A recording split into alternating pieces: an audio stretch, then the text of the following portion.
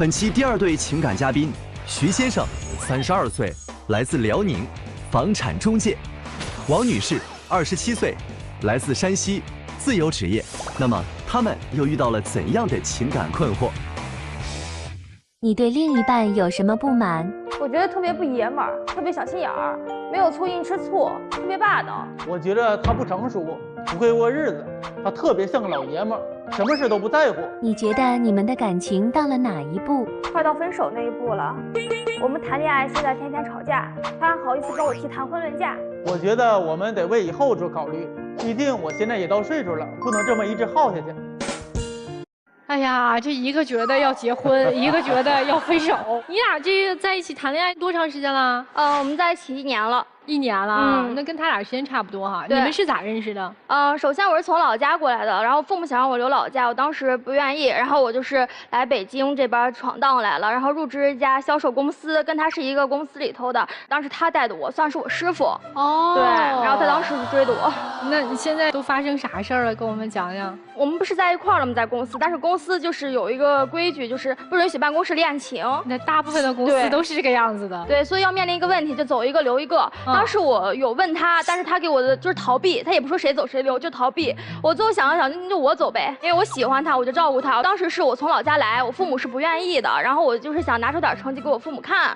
然后当时他手里面是有一套60平米的公寓，对，当时我意思他能把这个资源能不能让给我，就是我当时跟他说的是，哪怕中介费给他也行，就是我只是想要这个成绩给我父母看一下。但是他跟我扯什么原则问题，在我最需要帮忙的时候。这个不是说我不帮啊，因为咱这是工作和那感情就两码回事儿。客户吧，我都已经跟了半年，他对我特别信任，我得把他这个工作做好了。如果要是搞砸了，挺麻烦的一件事儿。但是我想说，他这样扯原则就扯原则呗，就从头扯到尾。然后我们同事问是咋在一块儿的，明明是他追的我，然后他非要说两个人自然而然在一块儿的。他在工作的时候讲原则，感情时候就不讲原则了。那你说的话，我在那个公司里，我总不能拿着大喇叭说王杰，我爱你，王杰怎么的，我吃饱撑的咋的？不是，那不就是同事问你俩咋好的，谁追的谁啊？对呀，在办公室有这规定啥的，那我不能天天来回说吧，同事都已经知道你俩在一起了，就问谁追的谁？对呀。但是这也不能说呀，这是我们俩私底下能行吗？不能说，人家都知道你俩在一起了，你就不能说一下是怎么确定是怎么在一起的？谁追的谁呀？你说谁追的谁？当时是我追他，追了多长时间？3个月时间。那你为啥不敢承认啊？现在全公司同事看节目的都知道了，把这段给同事看。就这么一点事情，这还要什么面子呀？不是兄弟，你怎么情商这么低呢？不是，他不是情商低，但是公司都说都，但是公司都有这规定了，那不能不准恋爱啥的。等会儿，你有点鸡贼呀你！公司都规定不许谈恋爱，你为什么还追他？你还是他的上级？不是，就是之后我们才知道这个事儿，他之前好像也不知道。他怎么可能不知道？你是八者吧？这个你们不用说，你们公司没有规定，但职场上现在通行办公室不许恋爱。另外，我问一下，你男友是不是在单位也特别喜欢和别人抬杠？我还行吧，就是怎么说，那工作的话，咱肯定得把工作做好了。你工作要做不好的话，你还上什么班啊？所以我想问个问题啊，你比如说我是你，这是我客户，我跟他维护啊，维护客户，维护到最后签单的时候。对呀，我把我女朋友带上，莎拉姐您签完以后留她的名儿，这不是也一样吗？我如果要这样做，可能客户会多想，我不想让客户多想。如果我是客户的话，成人之美，好，反正你们2个人共同负责更好。我只要搞明白以后，我找谁就完了。客户只需要知道这房子签没签下来。对呀，是啊，我管他中介是谁呀。但是客户的话对我特别信任的，所以以后莎拉姐有啥事还找我。那我得把客户维护好了啊。这不维护好了吗？这个问题你不用和我们抬杠，我们也不是杠精。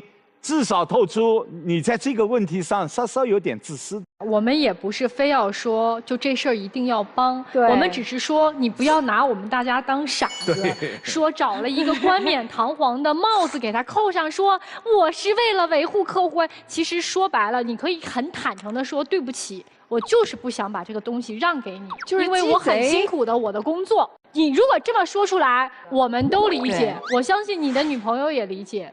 但是你现在给了傻子都能看得出来的一个借口，反而会显得你不那么真诚。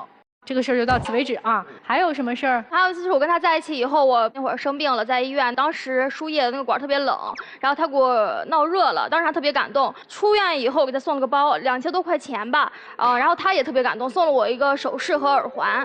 对，然后我当时一看耳环和那个手镯像2手的，结果一问他就是他前女友的，他送给前女友，他要回来给我了，要回来了。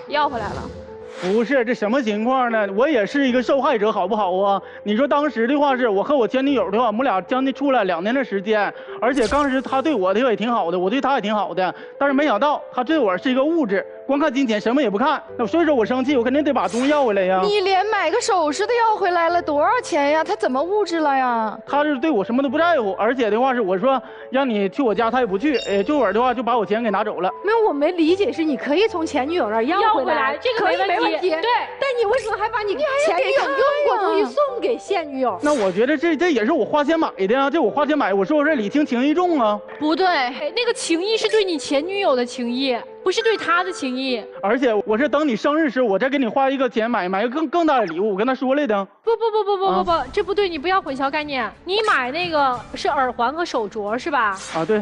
你肯定是依照你前女友的喜好买的，对吧？啊，对。他喜欢吗？而且人家还用过啊，对，还戴过。我天呀，天呀！他喜欢吗？我的天！你问过他的意见吗？简直了！你愿意戴他前女友的耳环吗？我就很简单，他送你那个公文包是他给他前男友的，现在送给你了，你背吗？啊，不背。一样啊。那这是我真心花钱买的。他也是真心花钱买的，他不是假意花钱买的呀。那你说的话，当时前女友她骗了我呀，那我花钱。我就说了一样的情况，假如他送你了一个公文包，这个公文包也是他送给前男友的，他被前男友骗了，现在他拿这个公文包送给你了，行吗？不要。你能理解了吗？你能理解他的感受了吗？知道。还有我那会儿特别喜欢踢球，然后我们球队里面是差不多有2、3个女孩，其余都是男孩。他平时周6日要维护客户，要看房源。自从知道了以后，他也不带客户看了，就在旁边一直监视着我，算是。然后我有时候就是在球场上摔倒了，然后队员扶一下，他就一直就是特别小心眼儿，吃醋，然后阴阳怪气儿的。那你说当时的话，你说踢球，那踢球的话，那你说你和那个男教练怎么还有肢体的动作呢？什么肢体动作？肢体动作的话，就是属于那个他摔倒了嘛，然后男教练扶他，但是胳膊都碰在一起了。那你胳膊碰在一起，你怎么扶呢？当时我在现场啊，他叫我呀。你咋不去扶呢？他也不叫我呀。你不会冲过去扶吗？这还要叫吗？不是，那再说了，那这个踢球的话，人都男生，那你女生踢什么球啊？都女汉子怎么的？然后我寻思，他既然看不完，他也上来踢嘛，我让他上来了，他加上了一场，然后就再也不参加了，还不让我参加，我就觉得我也不能因为你就失去我一个兴趣爱好吧。那我参加了，然后我觉得这活动不适合我呀，我可以走，但我带你走，你为什么不走呢？不适合你，适合他呀，他喜欢呀，他快乐呀，不能喜欢吗？不是，再说这个都男生踢球，女生踢球。中国没女足吗？不是，再说这现场都是男生，就2个女生都向他炫耀。我觉得他想多了，让我特别弄得尴尬，而且现在也不咋踢了，因为他。咱就不能淑女点吗？女生踢球一点都不淑女，知道吗？啊！哎呦，我天哪！你这一句话得罪了所有踢足球的女生哎！天哪！那既然他都不淑女，那你别跟他在一起谈恋爱吗？分手呗。不是，那我喜欢他呀。你喜欢他，他就喜欢踢球。那旁边都是男的，他就喜欢，怎么办？那他出门在外还要跟男的接触呢。门口还有男的呢，那我喜欢他，我爱他，所以说我不可能说旁边有其他男的啥的。旁边就算有男的，也不一定喜欢他呀。只要他跟男生有接触，你是不是就非常的介意？对我特别介意。所以他的世界里面，这个异性只能有你一个，其他的异性不能出现，是吗？也可以这样说吧。所以我想知道，女孩还有事儿吗？就这你都忍得下去？还有个发小的事儿，就是我当时跟我初恋，在一块儿是因为我发小给介绍的。然后我初恋现在在老家工作，我老家运城，他现在在电厂工作，就是工作还挺好，想请我吃个饭聊聊天，然后托我发小带个话。然后我当时是立马就拒绝了，因为我不是搞暧昧的，我当时就拒绝了。结果他知道以后跟我骂我发小，说我发小是小人呀，是奸臣呀。不是，那说的话，咱俩现在是男女朋友关系，而且他发小还是个单身，但是他也不找对象。你说跟我女朋友来回聊天，你说我能不吃醋吗？也没有来回聊天，他是来北京那天好像出差来3天，我作为东道主想请他转一转，我知道他会吃醋，一叫上他3人一块儿，结果他不仅不来，还不让我来，还用分手来威胁我。那我肯定不能来呀，因为我瞅他来气，我来啥呀？为啥来气？他发小破坏家庭啊！谁跟你是家庭啊？他跟你领证了吗？就是家庭。我们俩现在是男女朋友关系啊？男女朋友就不能接触男人吗？他刚才连那个他踢足球的朋友都不行，更何况发小呢？那那你后来去了吗？啊，我去了。我去之后他就吵架，一直吵到现在，因为这个事儿，不会吧？就阴阳怪气，还有别的。当时我特别喜欢弹吉他，我花4000多买了个吉他，然后当时还有爵士特别流行，我花2000多报了个爵士班，都是我花的钱，一分没花他的。他知道以后就一直说我不会过日子呀，说我那种月光呀，说我不会理财呀啥的，就把我说的特难受。不是，是这样的，老师什么呢？你说的话，他花钱是花钱，那花钱得花到刀刃上吧？你说咱花钱，你说他的钱又没花你的钱，是他不是说花谁的钱，因为我们俩现在是属于的单身男女朋友吧，他肯定为以后着想啊。你说男女朋友的话，咱花钱的话，以后万一有什么难处呢，咱肯定用上了啊。所以你干涉他的财政自由，对吧？我没有干涉财政自由，但是的话，咱没有必要说什么有的话是有必要，啥是没必要？凭什么要用你的标准去衡量别人呢？人家学吉他报爵士班就是有必要，这是我的人生爱好乐趣啊，怎么了？他快乐呀，怎么没有必要啊？你觉得快乐这个东西不重要吗？重要，但是遇到什么特别难处的时候可以用上了啊。那你去攒这个钱呢？我问一下女生，她到底以前对你有多好，你才一而再再而三还要跟她在一起？就是他有时候给我带早餐，你就图着免费早餐？也不是，但是我想说的是，就是他有点霸道，有点小心眼，爱吃醋，但是他追我那会儿对我挺好的。有时候我特别胃疼，他会给我带胃药，给我闹热水。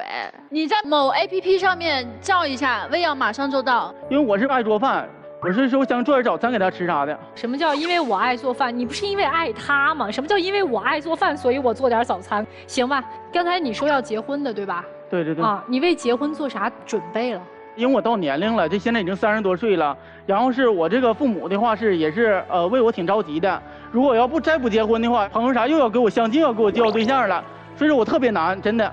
所以就是你是因为到了年龄和父母催婚，你着急要让她嫁给你，而不是说我因为很爱你，我只想娶你。我也爱她，我真的爱她。哎呦，结婚的准备的什么彩礼呀、什么房子呀、什么什么之类的，有什么打算呢？他有问过我这些，但是我一直是拒绝交流。他包括要求见我父母，然后我一直也没让他见。我觉得现在恋爱都出现这么大矛盾，就是再进一步的话，我觉得有点过早。房子准备了是吧？我老家有套房子，你老家他呢？他意思让我把老家的房卖了，他再添点钱，然后在北京买房。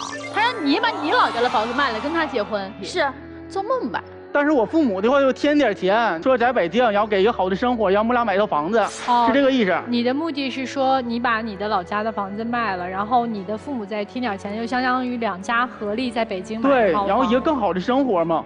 今天你俩来，需要我们怎么帮你呢？我想分手，但是又有1年多的感情，所以现在就是想听听老师们的意见。我是不想分手的，因为我是特别爱他，真心的爱，100%爱他。但是我家里真的催我结婚啥的，因为我这个到年龄我32了嘛。你们2个人怎么看啊？他们2个人的感情同样都是恋爱阶段，1年的时间。就你这还好意思跟我吵呢？不是，怎么的是啊？那你看，那我说的我都是实施，而且我做的也特别好啊，我是100%爱他呀。你那小心眼儿还100%爱人家，哎呀，你可以吗？我就问你啊，就是我觉得你这个小心眼儿啊，你这个小心眼儿啊，还有你这个小心眼儿啊，好好改一改吧，你才能重要的话说了3遍，才能打动人家。不是，你先管好你自己吧，行吗？这个女生现在年龄还小，还年轻。我觉得未来选择的机会还挺多的，就是找一个伴侣，不是找不开心。如果现在不开心的话，我觉得就没必要在一起。说得很好。接下来听听老师对你们2位有什么样的建议。小王，首先你要知道一个什么叫做正确的恋爱观，你要知道一个正常的谈恋爱是什么样子的，他会把你变成更好的人，最好的伴侣他一定在你的前途里。你在这个过程中你会很快乐，但是你在这个过程当中，我感觉你所有的个人发展都被限制了，工作丢了，爱好没了，而且还有一个，我认为你的男朋友他的至少在情感上面的认知是非常低下的，并且不自知的，就这个事情是蛮恐怖的。他不会改，他改不了，他一再的强调他的付出，他的爱，他要什么，他一直会去索取你，他会以他自己的感受为你们俩情感中的最重要的那个部分。他觉得你不能做这个事情，他觉得你不能做那个事情。你想一想，一开始他说，哎，我觉得你身边有异性，我吃醋。那好，你不去踢球了，你去弹吉他，弹吉他这边没有异性了吧？他的标准又更高了，他觉得你乱花钱，你花的还是自己的钱，那你们俩如果以后结婚了，你们俩真的变成夫妻共同财产了，我跟你说，你1分钱都没有了。他会有各种各样的理由限制你各种各样的活动，最后会怎么样呢？最后把你变成一个你的世界里只有他，然后你仰望他，然后我跟你讲，一般这种男人立刻就会变脸，你就会开始被嫌弃，你就会有诸多的不是，因为现在你们俩都只是谈恋爱的关系，已经有诸多不是了。这个男孩是有原则的，但他的原则是以他自己为中心的原则，其他任何人任何事都可以看不见听不见，他也可以为了他自己的原则去对抗全世界。那接下来说男生，徐先生就是他现在不想跟你在一起了，你知道吗？知道。那他不幸福，你知道吗？我可以改变。你要改变，我跟你说，你今年32岁啊，你要改到他对你满意，你至少2年往上走吧，3到5年吧，你等得起吗？可以等。对，因为我是爱他的。那可以等，那你就不要催婚了呀。你现在这个状态，他怎么可能跟你结婚啊？他怕你怕得要死，人家想跟你分手。尊重别人的人生选择，尊重别人的兴趣爱好，并且懂得感恩。因为在这个办公室恋情的时候是选择他走，你作为一个男人可自私了，还想着说，哎，你还替他规划，你把你老家的房子卖了。他老家的房子是他父母，甚至是爷爷奶奶3代人的努力，被你一句话处置了，凭啥呀？就因为他谈了个1年多的恋爱，不对的，不是这样的。先征求了他的想法，他的同意，他舒服了，他开心了，他高兴了，这个最重要，别的都不重要。此刻我就这一句话，现在只有他高兴，他满意了，你才有可能，其他什么都没可能。姑娘，头也不回走掉。我不知道你是不是恋爱剧看多了，你一直说他很霸道，霸道总裁，他哪里霸道？他是自私算计到可怕。我就跟你说3个场景。第一个你说的，当年公司不允许公司恋情，你问他你走还是我走，他回答了吗？没有。他最后选择了吗？也没有。所以在他的核心利益面前，他绝对不会放手。第二个，在他想要跟你结婚的时候，他算计的是，你把你房子卖了，我让我父母出一笔钱，我们在北京打拼。你算计你父母，同样你在算计他，这是第二个你自己认为你能力不够的表现。如果真的在北京活着那么累那么难，你应该跟他想的是，要不去他老家，那轻松多了。我也想让他有更好的生活啊。更好的生活并不是一定要留在北京。你算计别人的房子、钱，你就不是给他更好的生活，明白吗，姑娘？第3个，他算计你身边所有的人，你的发小，他说你发小是奸臣，他的发小可不可以跟他说那个话？可以，你可以选择听，也可以选择不听，但是你不能剥夺别人说的自由。但是你用奸臣来去说那话，你就已经把别人当成敌人了。同样，你身边他说服你的那个人，他说我也可以，你教我呀。球场上踢球那儿摔了，怎么可能你冲得过去啊？球场上他摔了，我扶他那是本能反应。所以他算计你身边所有的人，算计你的钱，算计你的工作，算计你身边人，你还留着干嘛？我刚才一直在问你，你为什么？你图什么？你图那点早餐，你笑不笑话？爱情是什么？记好，我能允许以你想要的方式，且我能接受的方式，我们共同的生活在一起。但他接受不了以你的方式呀，所以这就不是爱，这叫自私，这叫占有。所以男孩，我说这个话的时候，你可能听起来很重，但其实我也想让你知道，你要给予别人的爱，是要让你自己也放松的。你谈一段恋爱，你自己都不放松，你一天到晚担心他这个，担心他那个，你都不放松，你谈什么恋爱？蔡女士，你看到了吧？有人特别惦记你的资源，你要是他女朋友，他对你的资源绝对利用得非常好，所以他为什么不用你的资源？有人为什么又会用？其实通过这样的一个对比，你就能很明白的知道，就是你虽然是一片好心，要把自己的资源介绍给你的男朋友，但是大部分的男人是不会选择接受的。其实你俩挺逗的，就一个人明明一开始是有爱的，然后这个爱被消耗完了，另外一个人明明是没有爱，一直口口声声说着爱，就是你俩都太不真诚了。就是我很不理解，也很不接受，就是打着爱的名义做尽了自私的事儿，然后还非要给自己干的那些事儿戴上一个帽子，就非要把自己显得很高大。我不知道是为什么，有很多事情大家真诚的说出来，其实反而很好。另外，很多的女人啊，把一个男人是否吃醋来当作衡量这个男人有多爱自己的一个标准。我想跟所有的女生提醒一点，吃醋只是一个人的占有欲，因为他把你当做一个附属品。就像我买一件玩具或者我买一个东西，这个东西我花了钱了，它是属于我的，所以我不允许其他的人跟你有任何的接触。现在幸好你已经有所感知，而且我觉得他所有的行为都是在给你进行洗脑，慢慢一点一点的影响你。一，告诉你没有那么强的能力；二，告诉你不能和异性接触；三，每天在告诉你我爱你，我爱你。实则他把他所有做的这些自私自利的事情全部包装成爱的名义。你幸好没有被洗脑。你真的需要一个结婚对象，就去相亲吧。但是我是特别喜欢他呀。不要再说这句话了。那是你自己的事儿。你一点你爱喜欢谁不喜欢谁。你一点不喜欢他，你只是占有他，你只是需要这样一个人陪在你的身边，需要这样的一个人跟你结婚。如果你喜欢这个女生，你断断不会把送给前女友的东西拿出来送给她，因为那是对你喜欢的人的羞辱。我觉得这位男生没有一句真诚的回答，每一句话都在绕弯子，绕来绕去，以满足自己的自私和鸡贼。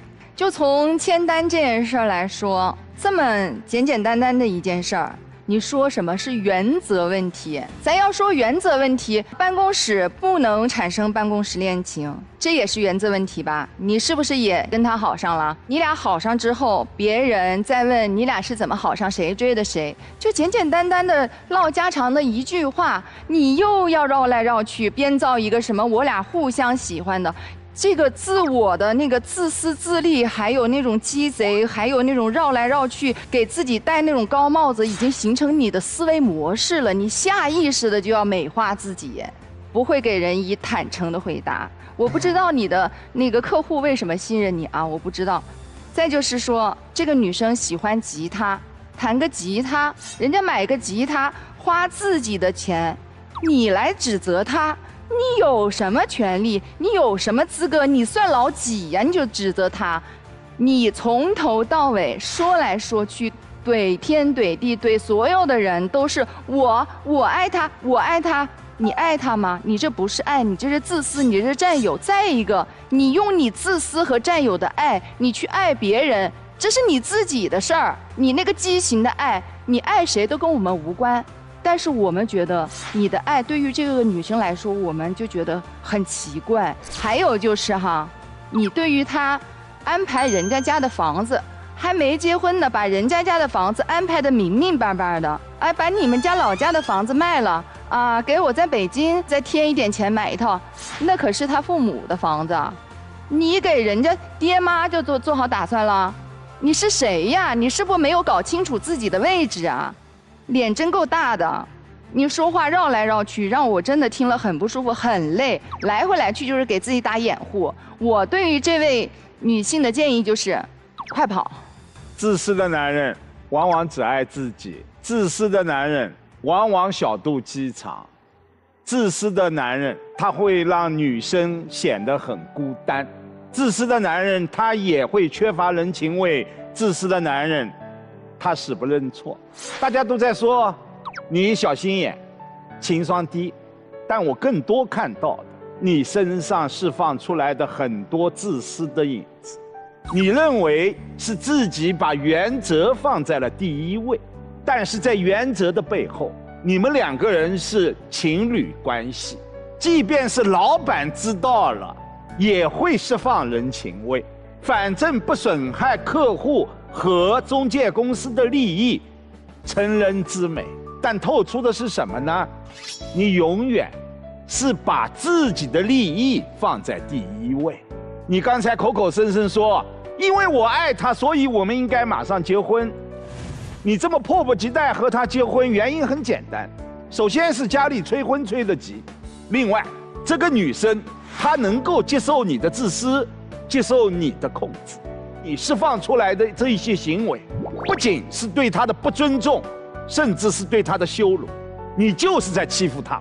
所以女生，我最后告诉你一句：真正爱你的男人，即便你不说，他都能感受到自己身上的不足，他会不由自主的去改变，因为他爱你。如果真正爱你的男人，即便你们2个人吵架，他也会第一个退出吵架，并不是他认为自己错了，是因为他珍惜你们的感情，但是你的男友做不到。所以一句话，你享受不了他这样的爱情和所谓的爱情。希望我们今天这些话对女生能有一个提醒之意。不管怎么样，到底要继续交往还是要分开，你们自己去考虑，好不好？来，我们一起揭晓结果。3、2、1，请开门。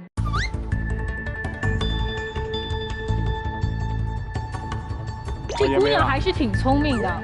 这小姑娘真的要跑啊？她已经有所感悟了。不至于，都说到这个份上了。好，其实我对。不管怎么样，希望今天呢成为他们的一个新的起点，就是发现不合适，我们及时调整，然后我们也及时止损，这个是对自己。